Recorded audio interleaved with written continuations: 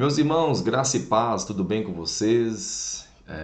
Nós estamos aqui mais um vídeo onde eu vou estar apresentando para vocês a nossa lição de célula dessa semana, tá bom, pessoal? Prazer enorme estar mais uma vez aqui com vocês para nós aprendermos mais aqui da palavra de Deus e hoje a nossa lição está sensacional.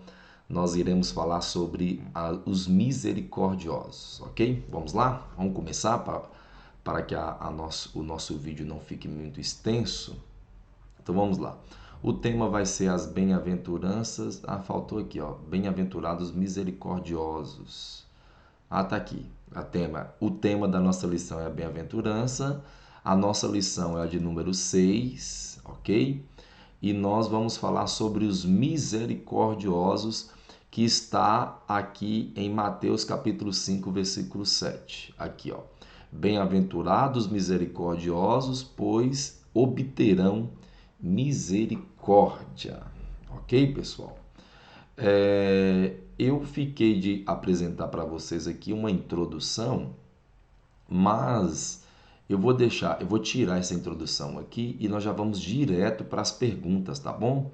Eu fiquei de fazer aqui a introdução, mas acabou que a lição ficou bem extensa, ó, como você pode ver, ficou bem extensa. Então, devido a isso, eu não vou colocar nenhuma introdução, não.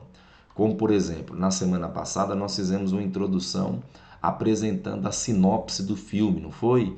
E nós fizemos então todo aquele entretenimento ali do filme, que foi a introdução da lição passada.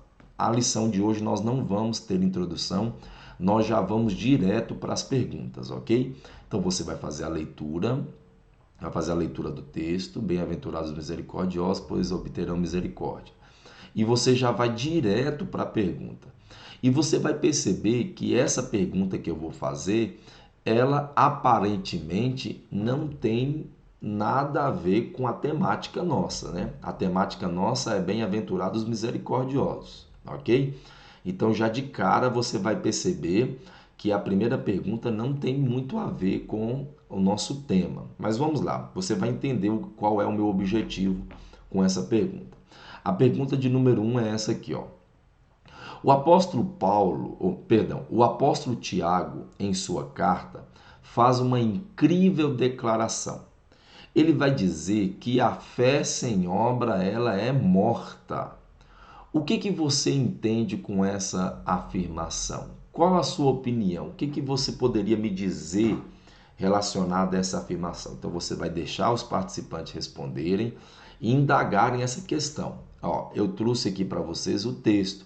Seria importante você pedir alguém para ler. Eu tenho certeza que seria muito bom você pedir alguém para ler. Tiago capítulo 2, versículo 17. Diz assim: assim também a fé, se não tiver as obras, ela é morta em si mesma. Deixa o pessoal responder. O que eles entendem com esse texto? O que esse texto está querendo dizer? O que esse texto está falando? Pergunta o pessoal, deixa o pessoal interagir, deixa o pessoal responder. Muitos vão responder de modo errado, outros de modo certo, né? Você já sabe, tem experiência de como é. Deixa eles interagirem. Depois que eles responderem, você vai dar a sua resposta. Olha a sua resposta aqui, ó. Se você tem fé em Cristo, qual é a prova que sua fé é verdadeira ou que sua fé é forte? Se ela não for exercida ou testada, como você mesmo terá certeza que sua fé é de fato viva? Eu não posso somente dizer, eu devo exercer. Então veja que a pergunta que Tiago faz é a minha fé sem obra é morta. Essa é a afirmação que Tiago faz. Então o que Tiago está dizendo? Tiago está dizendo que a minha fé ela tem que ser exercida. A minha fé ela tem que ser demonstrada. Ela tem que ser colocada em prática. Senão, como eu vou ter certeza que a minha fé é forte? Como eu vou ter certeza que a minha fé é uma fé verdadeira? Qual a certeza que eu vou ter que a minha fé é uma fé viva? Então, por isso eu tenho que pôr em prática. Vou dar um exemplo claro aqui para vocês. Inclusive, esse exemplo você pode até estar citando e falando na hora da aula. Perdão, na hora da lição.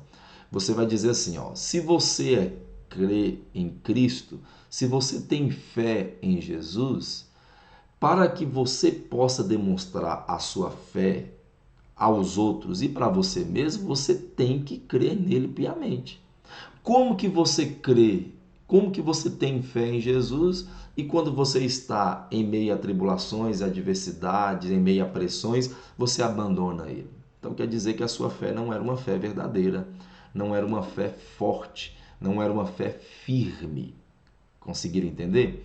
Por isso, para eu demonstrar, qual é a maneira que eu demonstro que a minha fé é verdadeira? É praticando ela, é botando ela em prática, é exercendo ela, tendo boas obras, ok? Então a minha fé ela é evidenciada quando eu pratico, ok? Conseguiram entender?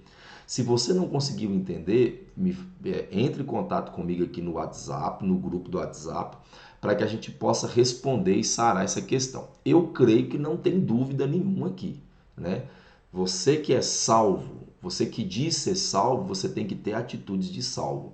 Se você tem fé em Jesus, você tem que ter atitudes que têm fé em Jesus. Isso é as boas obras, ok?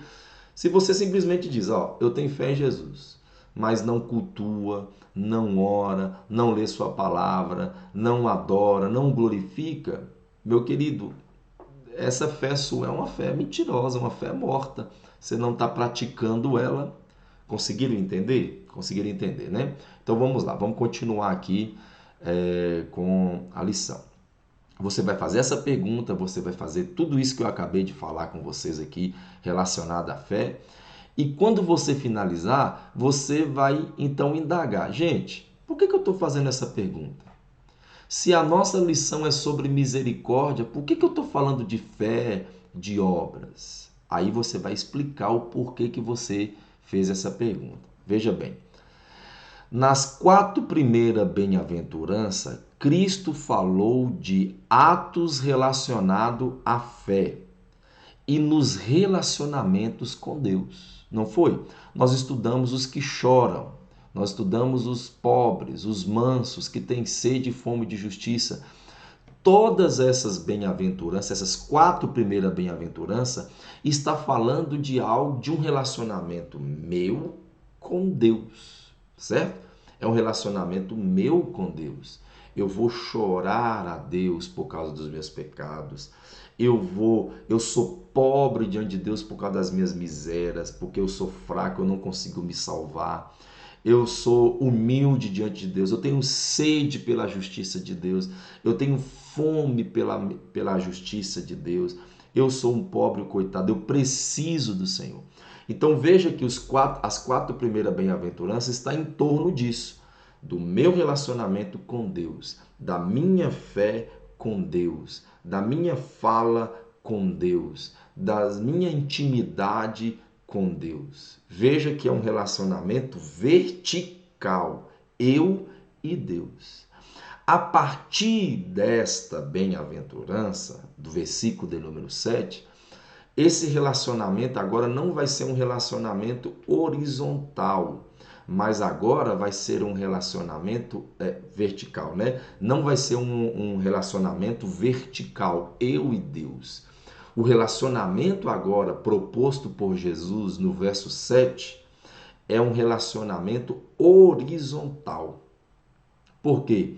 Porque esse relacionamento agora ele vai falar do seu relacionamento, do meu relacionamento com o próximo, né?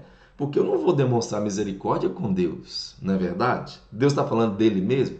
Ó, bem-aventurados misericordiosos comigo mesmo. Não, não há essa possibilidade de eu e você sermos misericordiosos com Deus, né? Fica até difícil falar sobre isso, porque não tem lógica aqui. A misericórdia que Deus quer que nós demonstremos não é com ele. A misericórdia que Deus quer que a gente demonstre é com o próximo. Então veja que esse relacionamento, verso 7, é um relacionamento horizontal. Esse verso 7, essa bem-aventurança, é uma bem-aventurança onde nós iremos botar em prática a nossa fé. Conseguiram entender o porquê que eu falei que fé e obras, se não houver obras, ela é morta? Não adianta nada. Escute bem, meu querido, isso aqui é importantíssimo você entender. Não adianta nada eu ter um relacionamento vertical, ser pobre de espírito, eu ser manso, eu chorar, eu ter sede, fome de justiça. Não adianta nada eu ter esse relacionamento vertical se eu não tenho o meu relacionamento horizontal, se eu não me relaciono com outras pessoas, se eu não tenho misericórdia de outras pessoas. Essa fé nos 4 primeiros, ela é morta. Ela acaba sendo uma fé mentirosa, uma fé fraca, uma fé sem sabor, uma fé sem vigor, sem cor, sem brilho. A gente precisa ter a fé, o relacionamento com Deus e utilizar essa fé, esse relacionamento com Deus, botando ela em prática. De que maneira que eu boto ela em prática? Amando o meu próximo, tendo misericórdia do meu próximo. Viram aí? Conseguiram entender a minha ideia quando eu levei vocês até Tiago, capítulo 2, versículo 17? A minha ideia é essa. É mostrar para vocês que você precisa ter um relacionamento com Deus, ter fé com Deus, mas ao mesmo tempo você precisa ter relacionamento com o próximo e ter obras. Conseguiram entender? Compreenderam? Então vamos lá para a segunda pergunta? Sensacional, né? A Bíblia, ela é toda conectada, ela é extraordinária. Verso 2, pergunta de número 2, perdão. Como eu me torno uma pessoa misericordiosa? Né? O texto bíblico diz que nós devemos ser misericordiosos. E a pergunta é, como eu me torno uma pessoa misericordiosa? Como que você se torna uma pessoa misericordiosa? Você precisa praticar algum ritual de passagem? Você precisa fazer alguma coisa? O que você precisa fazer para você se tornar um misericordioso? Pergunte isso, pessoal. Deixe o pessoal interagir. Inclusive, essa vai ser a última vez que nós vamos interagir. Na próxima vez não vai ter perguntas assim. Mas então deixa o pessoal interagir, deixa o pessoal responder, ok? Aí você vai dar a sua resposta. Olha aqui, ó. Antes de mais nada, precisamos deixar claro que a misericórdia não é uma virtude natural, certo? Não é uma virtude natural. Por natureza, o homem é mau, o homem é cruel, o homem é insensível, o homem é egoísta, o homem é incapaz de exercer misericórdia. Você precisa nascer de novo antes de ser misericordioso. Você precisa de um novo coração antes de ter um coração misericordioso. Então veja que para você ser uma pessoa misericordiosa, você precisa urgentemente de nascer de novo, de ser regenerado, crer em Jesus Cristo, ter o Espírito Santo de Deus no seu coração. Você precisa se converter, você precisa entregar-se a Jesus Cristo. É só desta maneira que você se torna um misericordioso, ok? Agora veja bem, talvez alguém possa perguntar assim para você, ô Beth, ô Magela, ô Hudson, eu conheço pessoas que não são crentes, que não são cristãs, que não confessam Jesus Cristo como seu Senhor e que são misericordiosas. Querido, é verdade, nós vamos encontrar muitas pessoas que praticam essa misericórdia a outras pessoas sem crer em Jesus Cristo, sem ter uma vida a Cristo. Pelo contrário, ter uma vida pregressa ao pecado. Nós vamos encontrar, não é centena, não é milhares, mas eu digo a vocês que nós vamos encontrar milhões de pessoas que praticam a misericórdia com outras pessoas. Mas você vai lembrar nas aulas passadas, que nós falamos sobre isso. Até mesmo as melhores obras que o homem faz, se ele não estiver debaixo dos créditos de Cristo, se ele não tiver sido lavado pelo sangue de Jesus, se ele não tiver sido exposto à luz, o brilho, a graça e ao nome de Jesus Cristo, até as melhores obras, até as maiores misericórdias, elas são podres. Elas são fedidas diante dos olhos de Deus. Conseguiram entender? Então, por mais que o homem seja bom, por mais que o homem pratique boas obras, se ele não tiver lavado pelo sangue de Jesus, elas são más. Elas são más. Elas podem ser, em essência, moralmente falando, melhor que a minha, melhor do que a sua. Mas se não tiver lavada pelo sangue de Jesus, Deus vai receber somente as minhas obras. As obras daquele que é melhor do que a minha, elas serão excluídas. Elas não serão aceitas diante de Deus. Porque tudo que vai diante de Deus para ser aceito precisa-se dos créditos de Cristo. Precisa da aprovação de Jesus. Precisa do sangue de Jesus. Conseguiram entender isso aí? Então eu preciso de Cristo para me tornar um misericordioso. Conseguiram entender? Conseguiram compreender? Ok, então essa é a pergunta de número 2. Agora a pergunta de número 3. A pergunta é, mas na prática, o que é ser misericordioso? Então veja que eu aprendi na lição de número 2 que para ser misericordioso eu preciso ter um coração novo, eu preciso nascer de novo, ok? Isso eu estou falando no campo do espiritual, na vida espiritual. Agora, e na prática? O que é ser misericordioso na prática? Vamos lá? Então vamos lá. E na prática, o que é misericordioso? A resposta, eu tenho aqui para você 4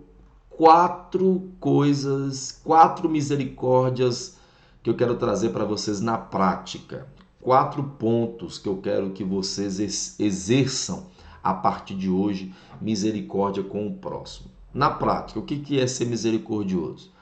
A misericórdia deve ser exercida e deve ser estendida à alma do outro. Então, o que é ser misericordioso na prática? Na prática, ser misericordioso é aquele que estende misericórdia à alma do outro. Aí alguém vai perguntar assim, vai ficar assim pensando, ter misericórdia da alma do outro? O que é isso? O que significa isso? Ter misericórdia da alma do outro? Eu vou explicar. Primeiro, olha aqui, ó. A alma é a coisa mais preciosa que o homem tem. A alma é um rico diamante num anel de barro.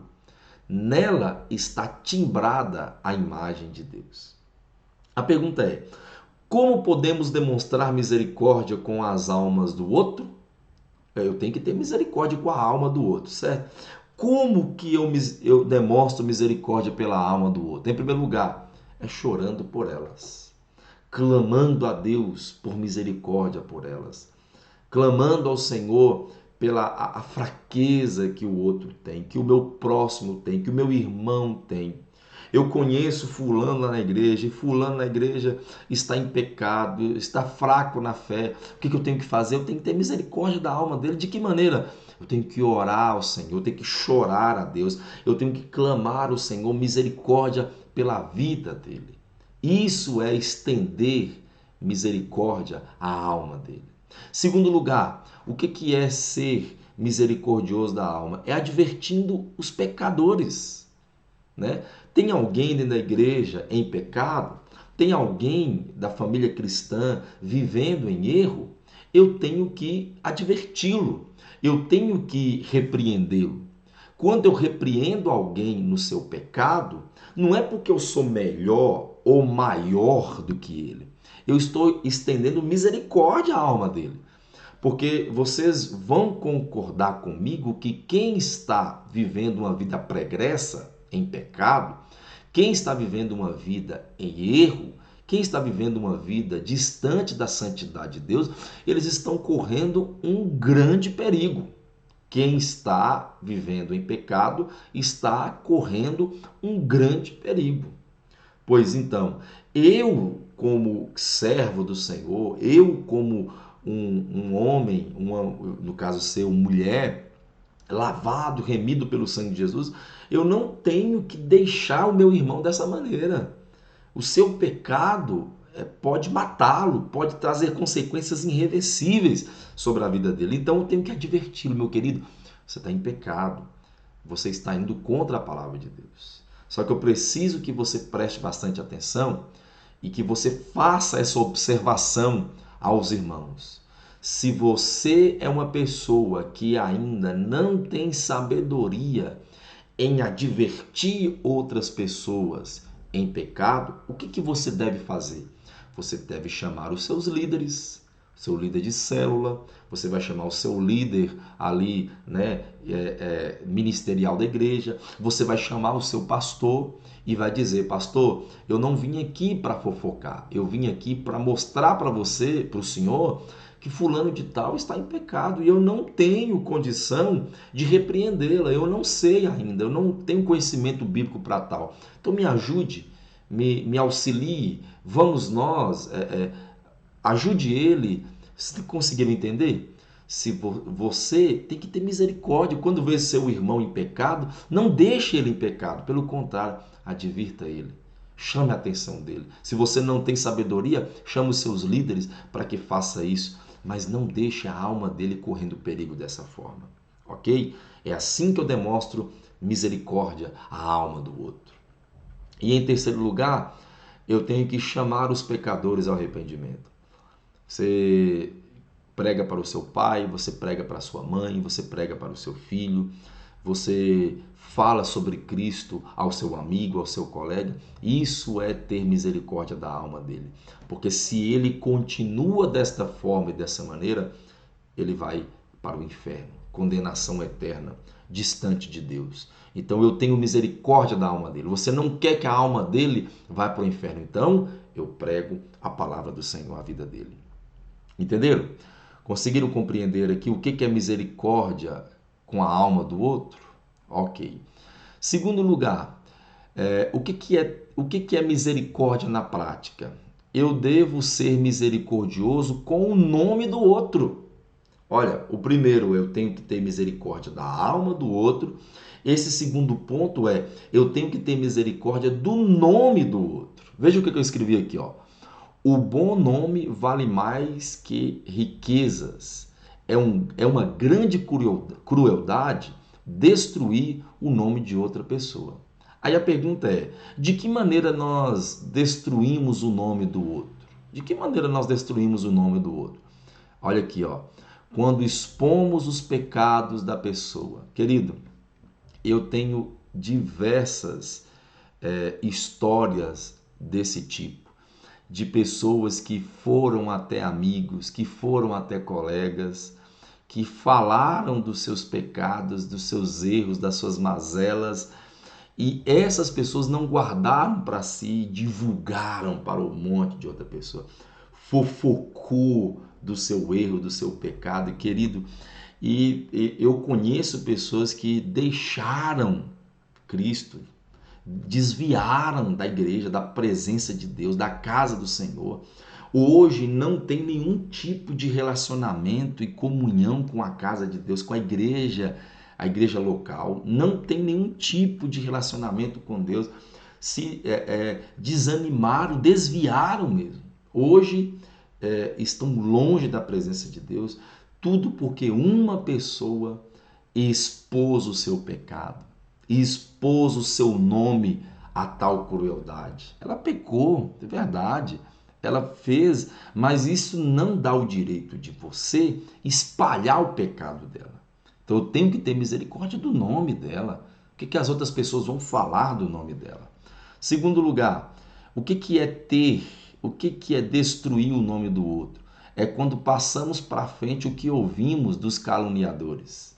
Alguém vem contar uma fofoca, vem falar algo de errado que o irmão fez, que o outro fez, e eu prolifero essa notícia. Eu divulgo essa notícia. Querido, isso é terrível. Isso é terrível. A Bíblia diz em Provérbios que existem 6 coisas que Deus odeia.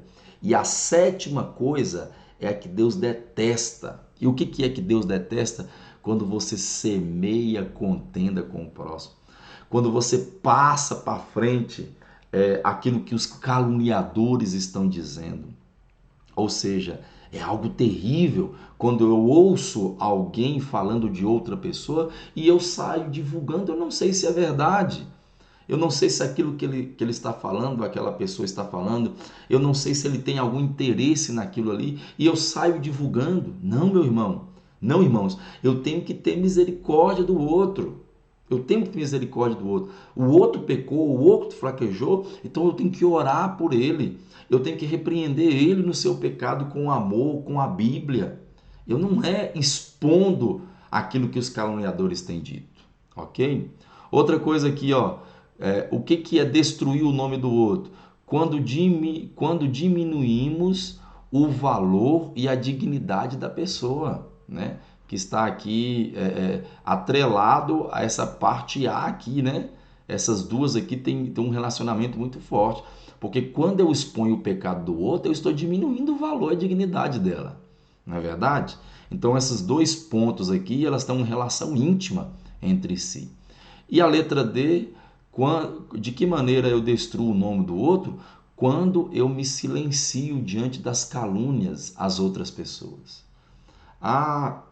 Tem alguém caluniando, tem alguém falando mal, tem alguém contando fofoca com outra pessoa e eu me calo, eu estou compactuando com aquilo. Eu não estou ajudando a proliferar, mas também não estou ajudando a parar, reter, deter aquela situação. Então, se alguém veio dessa forma, contando algum tipo de história, alguma fofoca, alguma calúnia do outro, repreenda ele em amor. Não aceite aquilo. Não fique calado com aquilo. Você tem que ter sede de justiça. E Jesus se calaria diante daquela situação? No seu lugar, Jesus se calaria? Com certeza não. Jesus traria à tona a verdade àquela pessoa, dizendo: olha, querido, não faça isso, não fale isso, porque tudo que você planta, você colhe. Você tem que ter misericórdia do outro. Você tem que chamar ele a entender que o que ele está fazendo é errado. Então não se cale diante das calúnias. Preserve o nome do outro. Tenha misericórdia do nome do outro. Isso é importante. Isso é ter misericórdia. Terceiro lugar, devemos ser misericordiosos com aqueles que já estão feridos. Irmãos, como é fácil bater numa pessoa já caída, né? Uma pessoa que já está no chão, é fácil demais pisar nela. E os escribas na época de Cristo, eles tinham essa mania, né? Inclusive lá em João capítulo 8, quando os escribas arrastam aquela mulher, ela pega aquela mulher num ato de pecado, ela já caída no seu erro, eles pegam aquela mulher e jogam aos pés de Jesus. Veja como a Bíblia nos mostra como as pessoas eram, como os judeus, os fariseus não tinham essa misericórdia, como eles eram cruéis. Eles pegam aquela mulher e jogam aos pés de Jesus, pensando que Jesus ia condenar ela, mas o que Jesus fez? Jesus demonstrou misericórdia. A mulher já está caída, a mulher já está prostrada, a mulher já está machucada, já está enferma. O irmão lá, ó, ele já está machucado pelo seu erro, machucado pelo seu pecado, machucado pelas consequências da vida. Aí eu venho pisar mais nele? Não, irmão. Eu não tenho que pisar nele, eu tenho que demonstrar misericórdia ao caído. Sabe por que você tem que demonstrar misericórdia? Primeiro, porque Deus quer que você demonstre misericórdia, se você tem fé nele, se você se relaciona com ele, se você crê que ele é o seu Senhor. e não tem relacionamento, não tem misericórdia com o outro, você não tem relacionamento com Deus. Você tem relacionamento com todo mundo, menos com Deus. Você tem relacionamento com todas as pessoas, menos com o Senhor. Então você tem que demonstrar misericórdia sim àqueles que estão caídos. Você tem que demonstrar misericórdia para aqueles que estão caídos. Primeiro, porque Deus quer que você demonstre misericórdia. E segundo, poderia ser você. Poderia ser eu. Poderia ser um nós caído lá. Por isso, a gente nunca deve pisar naquele que já está prostrado. Pelo contrário, exercer misericórdia. Ok? Número 4. O que é ser misericordioso na prática? Devemos ser misericordiosos com aqueles que nos ofendem. Aqui é importante também. Importantíssimo também. Ser misericordioso com aquelas pessoas, com os nossos inimigos, com aquele que nos maltrata, que nos machuca. Olha o que eu escrevi aqui, ó. Estevão, quando foi apedrejado, orou: Senhor Jesus, não lhes impute esse pecado. A Bíblia diz que devemos abençoar os nossos inimigos e orar por eles. Se nosso inimigo tiver fome, devemos dar-lhe de comer. Se tiver sede, devemos dar-lhe de beber. O misericordioso perdoa as ofensas. Ele não registra mágoa, não guarda rancor, não armazena ira, ele perdoa, ele vence o mal com o bem. Então, ter misericórdia é ser uma pessoa que perdoa o seu inimigo, que auxilia quando os seus ofensores estão necessitados de auxílio. Então, isso é ser misericordioso, ok? Então, a pergunta é: o que é ser misericordioso na prática? Ser misericordioso na prática é uma pessoa que estende misericórdia à alma do outro. Ser misericordioso na prática é ser uma pessoa que tem misericórdia com o nome do outro. Ser misericordioso na prática é ser uma pessoa que não pisa no ferido, pelo contrário, ele ajuda o ferido a se levantar. O que é ser misericordioso na prática? É ser uma pessoa que perdoa, que exerce misericórdia com aqueles que lhe ofendem. Isso é ser misericordioso na prática. Amém? Então, queridos, essa a nossa lição, essa é a nossa pergunta, né?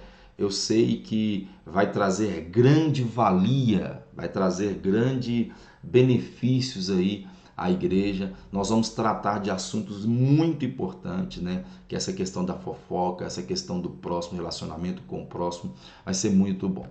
Aqui, ó, só para finalizar, eu quero trazer aqui a conclusão para vocês. Veja que todas essas atitudes só serão possíveis se você tiver a ajuda do Espírito Santo. Sem ele, é impossível realizá-las, pois somente o Espírito Santo é que nos faz ser capazes de irmos contra a nossa própria natureza. E é ir contra a própria natureza mesmo. Porque a minha natureza, a sua natureza, você acha que a minha natureza quer ver que o outro cresça? Você acha que a nossa natureza ela consegue por si só perdoar aquele que nos ofende, que nos maltrata, ajudar o nosso inimigo? Não. Nós só vamos conseguir fazer isso se nós tivermos o Espírito Santo. Se o Espírito Santo de Deus nos ajudar, nos regenerar, nos fortificar, nos moldar, nos transformar. A gente precisa do Espírito Santo. Ok? Um detalhe importante no texto de Mateus 5,7 é que ele diz que receberemos misericórdia quando formos misericordiosos. Isso quer dizer que receberemos esse favor de Deus, como também dos homens. Se eu sou misericordioso com a alma, com o nome, com o ferido, com os meus ofensores, né? Quando eu oro por eles, eu clamo por eles, eu vou advertir os meus irmãos que estão em pecado. Quando eu prego para outras pessoas, eu estou exercendo misericórdia. E se eu estou exercendo misericórdia, tudo que eu planto, eu colho. Tudo que eu planto, eu colho. Então, se eu estou plantando misericórdia, o que eu vou receber? Eu vou receber misericórdia. Primeiramente de Deus e segundo lugar dos homens. Haverá misericórdia para minha casa, haverá misericórdia ao meu nome, haverá misericórdia à minha alma. Por quê? Porque eu estou plantando misericórdia na alma, do nome, na vida de outras pessoas. E principalmente a misericórdia de Deus. Amém? Queridos, então essa é a nossa lição, né? Que o Espírito Santo de Deus lhes conceda sabedoria. Estude essa lição com afinco, com prazer, com amor. Aprenda de fato. Não vá para a aula sem entender cada ponto, cada vírgula, cada explicação aqui, porque é de suma importância para você e para a sua aula. Ok? Deus, na sua infinita bondade e graça, vos abençoe e te conceda aí uma ótima lição, uma ótima célula, em nome de Jesus. Forte abraço, até a próxima. Tchau, tchau. Fique com Deus.